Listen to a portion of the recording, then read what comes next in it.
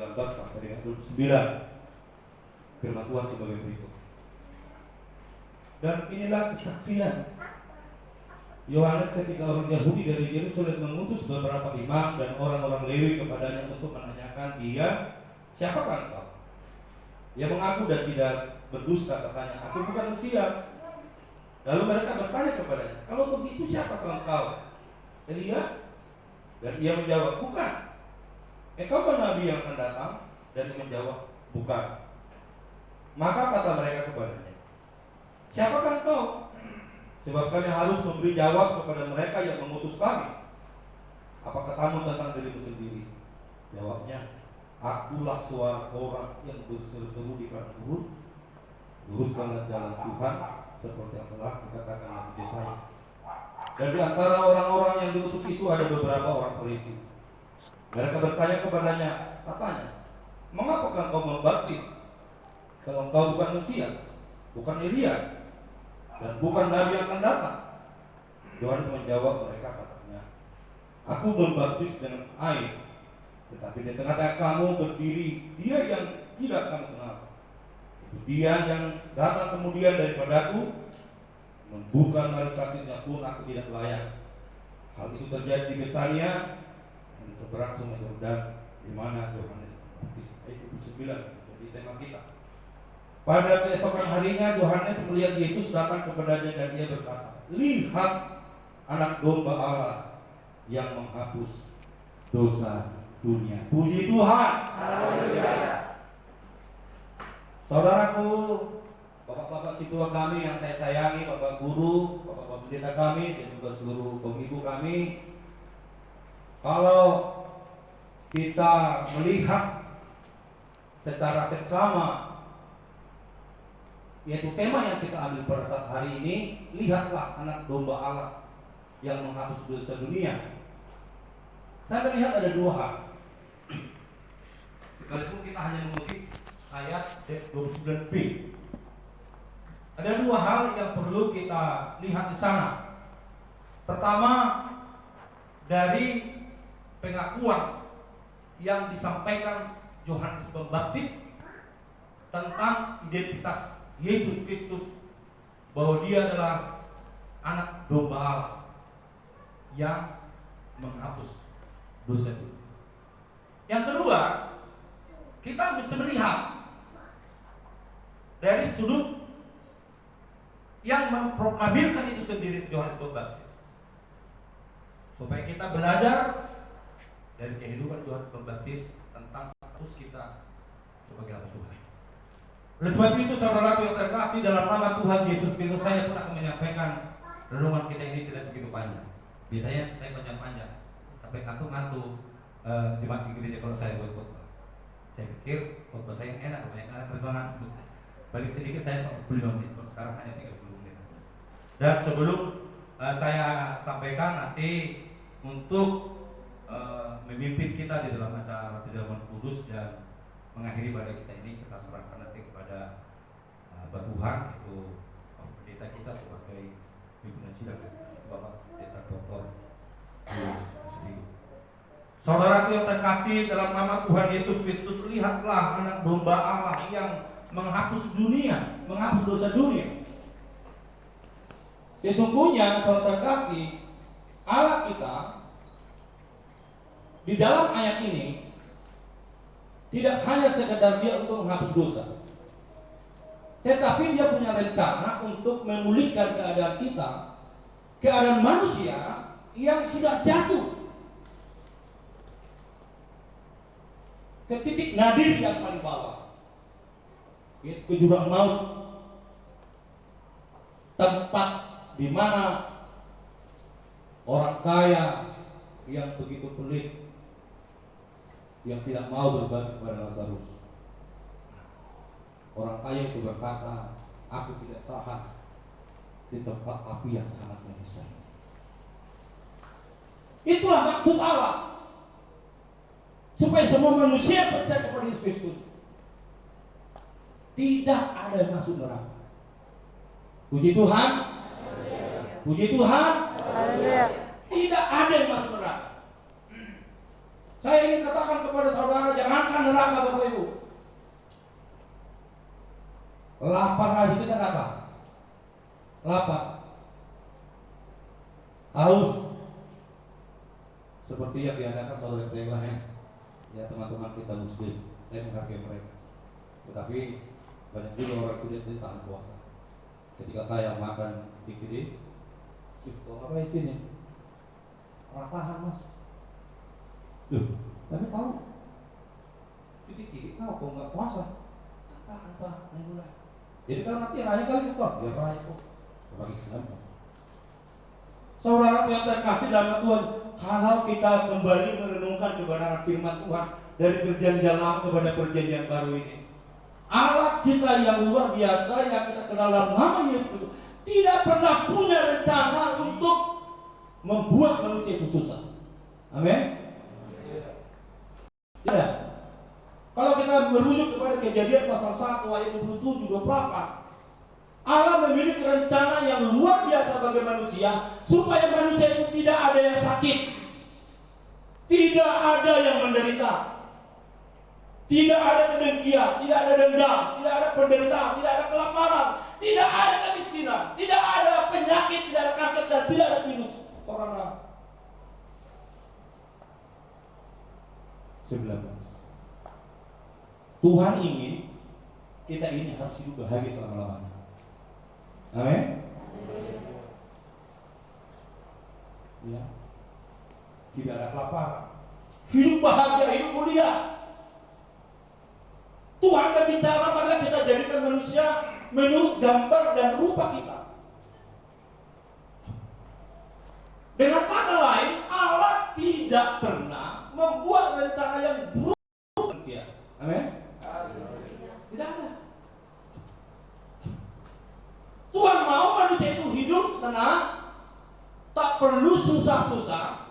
Ketika kau dapat dengan kutip buah, karena dulu belum pernah ada orang makan daging. Ketika orang makan daging, ya situlah umur manusia jadi pendek. Belajar dari kitab Kejadian pasal 2, ketika mereka makan panggang langsung aja drastis umur manusia itu. Kata saudara terkasih, Allah kita itu Allah yang luar biasa. Dia berikan status kepada manusia itu segambar, sepeta dengan dia di dalam kemuliaan, kekudusan dan kekuasaan. Dan hal-hal yang lain yang luar biasa yang ada pada Allah diberikan kepada manusia. Itulah rencana Allah semula bagi semua manusia, siapapun keturunan Adam dan Hawa. Tetapi saudara terkasih, terjadilah pemberontakan di surga ketika penghulu malaikat, karena diberikan kepada dia wewenang yang hampir sama seperti Allah, Tuhan mengusir dia dari surga. Maka dia datang kepada keluarga yang harmonis. Adam dan Hawa. Hawanya kok bilang sedikit. Adam dan kurang banyak. Adam dan Tuhan ingin keluarga kita, keluarga Adam itu harmonis, tanpa perseteruan, tanpa yang lain. Tetapi iblis ini datang dan dia berhasil menyuntikkan virus. Maka dari situ manusia jatuh ke dalam dosa. Tuhan sedih, Allah kita menangis dengan suara lirih dan memanggil Adam, dia loh. Sama kita na menjugelan tapi anak kau merasa bersalah. Lalu ibadah nabi kita suatu sana dinurukin dia Bapak Allah rohana. Semua ini belum bisa nih mah. Saudara kasih rohani Jehovah dari batak mamen si air berjawa dan ada berbagai dosa. Asih rohani di batak. Lu rohani. Di mana Allah membayangkan betapa susahnya nanti manusia ini semua. Semua keturunan Adam dan Hawa akan menanggung segala akibatnya, karena firman Tuhan berkata Roma 3:23, sebab semua manusia telah berdosa dan telah kehilangan. Allah tahu risiko. Allah tahu akibat daripada dosa itu, makanya Tuhan itu sedih.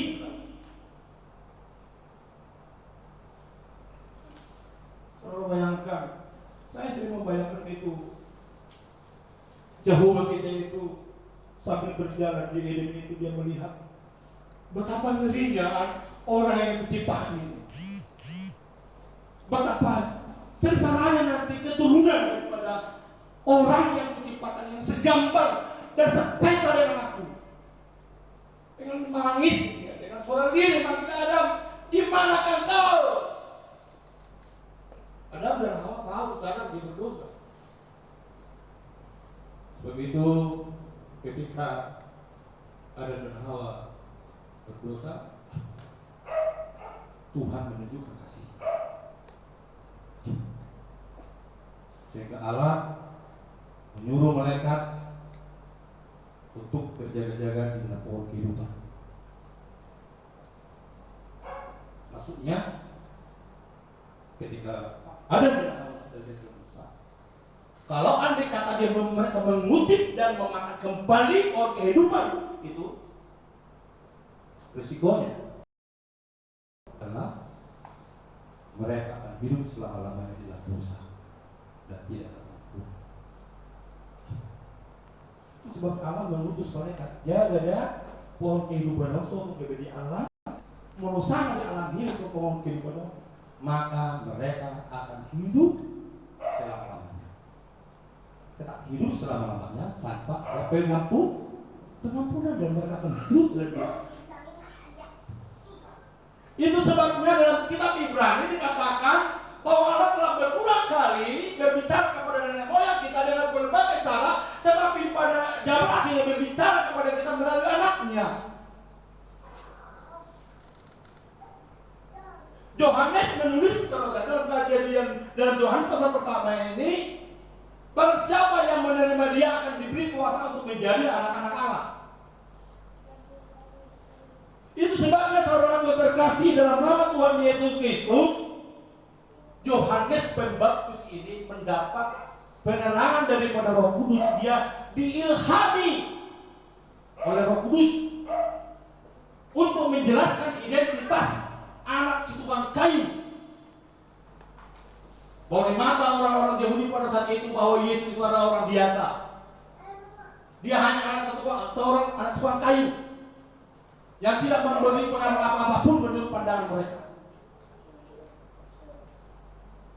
Bagi orang Farisi disinggung, bagi ahli Taurat, apalagi orang Saduki, dia tidak percaya kepada adanya kebangkitan. Mereka bertanya-tanya. Mereka mendengarkan ada seorang yang membaptis. Maka orang Farisi, ahli Taurat, tua-tua Yahudi itu mengutus saja untuk bertanya kepada Yohanes Pembaptis, siapakah kau? Dan selanjutnya Yohanes menjawab, aku bukan. Kita belajar sejenak dampak atau pengaruh firman kami kepada hamba Tuhan. Maka Yohanes berkata, lihatlah anak domba Allah yang menghapus dosa dunia. Mereka tercengang.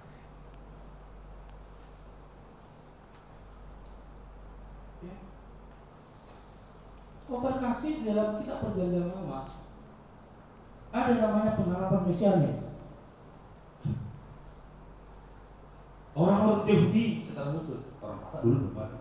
Orang Batak itu ada setelah mengungsi nenek moyang kita dikejar-kejar Kublai Khan, Genghis Khan dari daratan sana Himalaya, yang salah satu suku sama suku Mesuri sekitar 2000 tahun yang lalu sebelum Ratus baru mengungsi lah karena itu. Jadi orang Batak dulu.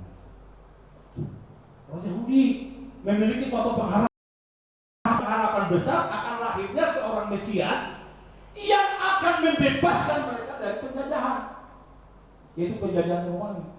Itu harapan mereka, sehingga mereka kecewa sebenarnya. Itu sebabnya mereka menyalibkan Yesus. Saudara yang terkasih, dikatakan di sini anak domba Allah yang menghapus dosa dunia. Orang Yahudi menolak. Sampai sekarang ini. Tetapi kita berkumpul pada saat hari ini menerima Dia. Amin. Dan gereja Pentakosta Indonesia telah berdiri 42 tahun 42. Saya bangga itu gereja ini. Amin. Puji Tuhan. Saya bangga. Bukan tidak ada godaan kepada kita hamba Tuhan. Saya pernah diajak oleh seseorang masuk gabung ke gereja Metodis. Di saat kau dapat gaji karena mobil yang saya kerjain mobil pendeta, melayani Metodis. Dia tahu saya seorang pendeta, tamatan, ya sama dengan bapak ini. Pak, tahu ya bapak pendeta, ini bagaimana bapak? Gitu. Nah, bapak gabung aja Metodis. Meku hati gue dahulu. Bapak tahu bapak ibunya. Kasih roh hati masa pendeta masuk dalam mobil. Saya katakan mau kaya, mau miskin, mau susah. Sahabat Tuhan di gereja Pentakosta Indonesia. Amin. Saudara yang terkasih dalam nama Yesus Kristus, itulah sebabnya Yesus datang untuk menghapuskan semua dosa-dosa manusia, termasuk dan secara khusus orang yang percaya kepadanya. Puji Tuhan. Saudara yang terkasih di dalam nama Tuhan Yesus Kristus, kalau kita berbicara anak domba Allah, saya pikir akan panjang ini. Dan saya percaya semua hamba Tuhan sudah sangat memahami nats ini. Hanya kesempatan aja diberi kepada saya orang kedua. Ya, karena sebelumnya waktu rapat bukan saya berkhotbah, tapi salah seorang pendeta kita. Ya, pendeta berikan kepada saya kasih. Jadi yang berkhotbah di sini ada pendeta pertama, saya menjadi penyampaian. Amin. Puji Tuhan. Sebab itu saudara yang terkasih, menghapus dosa dunia. Artinya kasih karunia. Ya, apa itu kasih karunia? Kasih karunia itu saudara terkasih kalau kita terjemahkan ke dalam bahasa Indonesia, artinya itu tukar posisi. Eirene. Yesus Kristus mengambil posisi. Dia menempatkan dirinya sebagai orang yang berdosa. Dosa yang kita lakukan, dia ambil semua, dia ambil, dibuat, dipikul di pundaknya. 1 Petrus 2:4 berkata, saya lupa apa sih?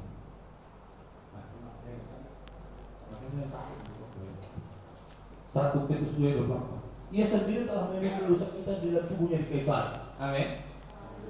Ia sendiri telah memukul dosa kita dan tubuhnya di kayu salib. Siapa di antara kita tidak berdosa? Tidak ada satu orang pun yang tidak berdosa. Sebab firman Tuhan berkata, sebab semua manusia telah berdosa. Amin. Semua. Saya katakan tadi dari pendahuluannya, saya pikir di antara saudara berdosa-dosa saya paling banyak. Maka saya sangat suka sekali dengarkan ini bahasa ini. Yesus sendiri telah memikul dosa pendeta di hutan belian di dalam tubuhnya di kayu salib, supaya kita yang telah mati terhadap dosa ada tujuan daripada pengorbanan Kristus di kayu salib. Supaya apa? Supaya dosa ibu, supaya dosa kita hamba Tuhan diselesaikan semua oleh Yesus Kristus. Amin. Amin. Sehingga kita, Yesus berkata, Yohanes 5 ayat 24. Coba kita buka dulu sudah. Saat Yohanes 5 ayat 24. Inilah upah. Bukan upah itu adalah hasil pekerjaan, pemberian cuma-cuma. Ya. Aku berkata kepadamu, sesungguhnya barang siapa mendengar perkataanku dan percaya kepada Dia yang mengutus aku, ia mempunyai hidup yang kekal dan tidak turut dihukum. Amin. Puji Tuhan. Semua kita tidak turut dihukum lagi, sebesar apapun dosa yang kita lakukan. Dosa yang tersembunyi atau dosa yang tidak tersembunyi. Ada dua dosa. Dosa yang tersembunyi, dosa yang nampak. Dosa yang tersembunyi itu benci, iri hati, yang dalam hati. Bisa saya hidup bersama dengan pendeta. Tapi bisa jadi saya memiliki dosa kepada dia. Orang akan lihat kami berteman, tetapi di hati saya orang nggak tahu. Bisa jadi istri atau suami duduk bersama di rumah begitu harmonis, papa saya, mama saya, tetapi istri di luar sana kita ya, istri di luar sana, suami di luar sana memikirkan ya yang lain. Seperti pengalaman yang saya lihat sendiri dengan mata kepala saya tahun 87. Ikan peringatan di Bulutu. Suami yang mengantar istrinya ke tempat yang tidak sebut. Itu sebabnya gang itu disebut Kampung Sodom dan saya tinggal di situ. Maka saya katakan saya berada pada waktu dan tempat yang tidak benar. Bisa jadi kita juga ya sesama satu gereja nampak begitu saudara yang bergandengan tangan dan tetapi hati itu dosa tersembunyi. Bapak dokter ini kata S2 semua. Saya masih kesal. STH si jalur tupak kamu lagi. Nanti ya setelah ibadah ini. Kalau sekarang STH si malah tupak dulu saya. Nanti udah keluar si jalur tupak. Si jalur tupak. Nggak boleh juga. Misalnya si jalur tupak. Puji Tuhan. Saudara terkasih, itu pun diampuni Tuhan. Amin. Ya. Dikatakan oleh Tuhan, aku berkata sesungguhnya barang siapa percaya kepada aku, percaya kepada dia mengutus aku, ia telah dipindahkan. Apa itu? Ia mempunyai hidup yang kekal dan tidak turut dihukum sebab ia sudah pindah dari dalam maut ke dalam hidup. Puji Tuhan. Itu sebabnya kita bersuka cita. Orang Pentakustay. Naku sumar. Naku sumar. Gaji. Apa soalnya dia? Tuhan hanya memberikan kesempatan kepada kita untuk menjadi seorang hamba Tuhan. Itu lebih daripada cukup. Saudara yang terkasih di dalam nama Tuhan Yesus Kristus. Itu sebabnya Allah punya rencana yang dahsyat luar biasa. Mengorbankan anak yang tunggal supaya kita yang mati terhadap dosa hidup untuk kebenaran. Amin. Puji Tuhan. Amin. Kita yang sepatutnya dihukum disalibkan. Kasih karunia artinya Bapak Ibu Allah memberikan kepada kita segala sesuatu yang indah, yang terbaik yang Dia punya. Bukan harta, bukan emas dan perak, tetapi anak yang tunggal, supaya barang siapa percaya kepada Dia tidak binasa, tetapi memperoleh hidup yang Allah mau mengembalikan posisi manusia yang sudah jatuh ke dalam dosa. Yang kita pelajari dalam Kejadian pasal 1, pasal 2, Tuhan akan kembalikan kepada Wahyu pasal 21 dan pasal 22. Kita akan bersama-sama Bapa Surgawi di surga. Amin. Puji Tuhan. Itulah pemberian Tuhan. Hidupnya. Segala dosa, segala kekurangan. Sesungguhnya Bapak Ibu, yang dahsyat luar biasa, melalui peristiwa ini, lihatlah anak domba Allah yang menghapus dosa dunia. Saya ingin sampaikan kepada kita, sekalipun saudara sudah tahu, saudara semuanya hamba Tuhan, istri hamba Tuhan. Saya hanya sekedar menyampaikan atau mengingatkan kembali. Kasih karunia itu artinya Allah memberi untuk mengekang dirinya,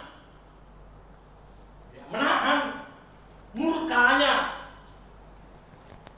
Allah kita dalam nama Yesus memiliki kemampuan yang luar biasa yang tidak dimiliki oleh Allah lain yang ada dalam dunia ini, dalam agama apapun. mampu mengangkat murkanya terhadap musuh-musuhnya itu manusia berdosa. Allah lebih memikirkan memberikan kasih karunia yaitu pengampunan dosa melalui anak domba Allah ini, sehingga kita yang percaya kepadanya tidak binasa. Amin. Puji Tuhan. Sekali Tuhan lupa. Jadi sekali kita dengarkan Bapak Pendeta Umum kita berkhotbah, Tuhan beri kemampuan untuk melupakan semua dosa-dosa. Amin. Saudara berkata, haleluya. Satu orang. Ya. Allah kita yang luar biasa. Sebenarnya Dia bisa ada menghukum kita kalau kita melakukan atau mengikuti apa yang disampaikan oleh hukum Taurat. Oleh karena perbuatan. Sebab itu saudara terkasih, tetapi Allah kita menunjukkan kasih karunia dan kesabarannya yang luar biasa itu, yang hanya nampak dalam diri yang tunggal Yesus Kristus. Di dalam Yesus Kristus itulah nampak dan nyata seluruh kesabaran Allah. Amin. Muka Allah